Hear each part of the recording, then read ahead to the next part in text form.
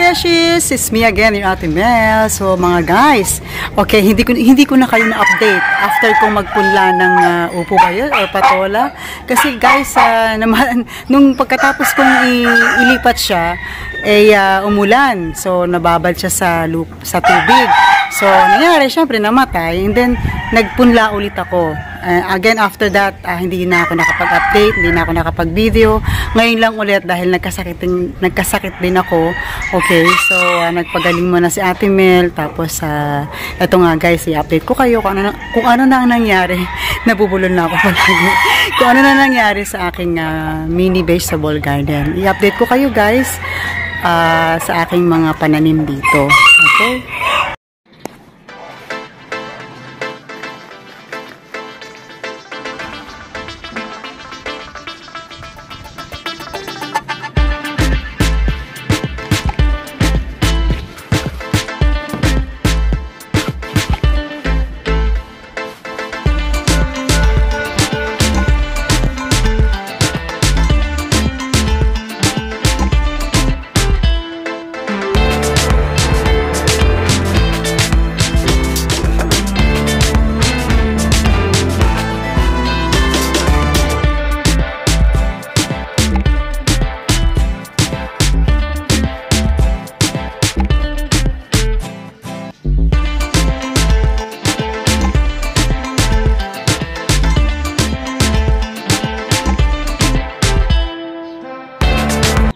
3 days later.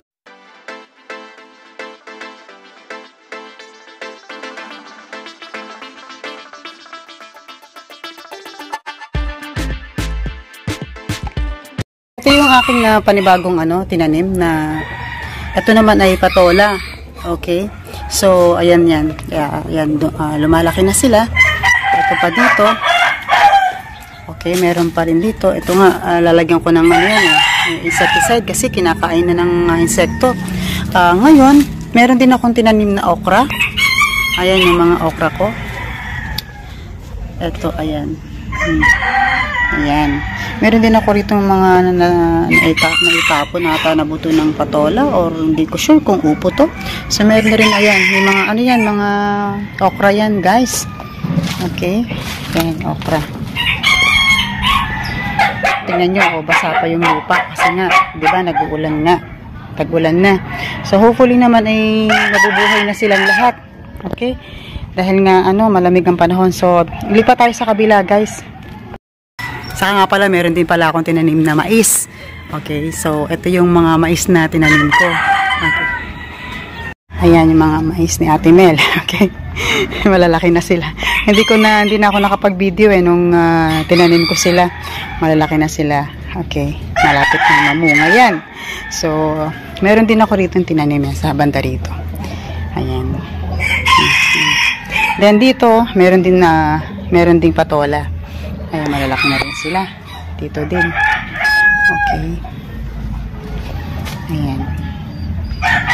Sana ay mabuhay sila lahat.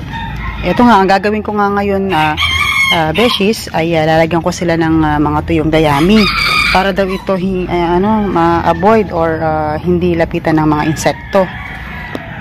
Okay? So, kaya nilalagyan ko yan ng mga tuyong dayami dyan sa may sa baba ng kanilang mga puno. Okay? Hindi pa nga ako tapos maglagay. Lalagyan ko pa yung iba. Ayan, meron pa ako rito dayami. Kinuha ko lang yan sa labas. Okay, so para daw ma-prevent yung mga insekto, okay, lagyan ng dayami. Pagkatapos, ang susunod ko naman na gagawin ay lalagyan ko ng pataba or abono. Pagka medyo malalaki na itong mga patola ko, upo, pwede ko na silang lagyan ng abono. Okay, pero yung mga ganyang maliliit pa, hindi pa pwede. Okay, so kailangan lang ingatan mo yan sa mga insects. Okay, o kaya mga langgam. Ayan. So, ayan, ituloy natin ang paglalagay ng mga dayami.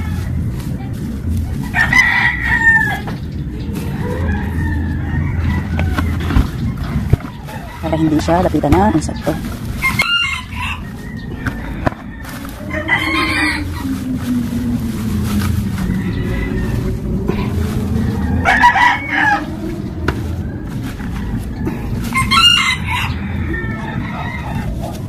Ayusin ko na lang yan mamaya.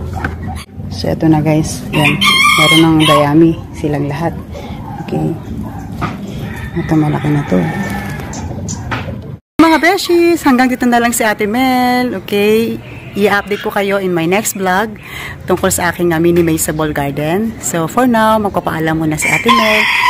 Always remember that God is good all the time. Life is abundant. Life is beautiful. Ingat kayong lahat, guys. Bye!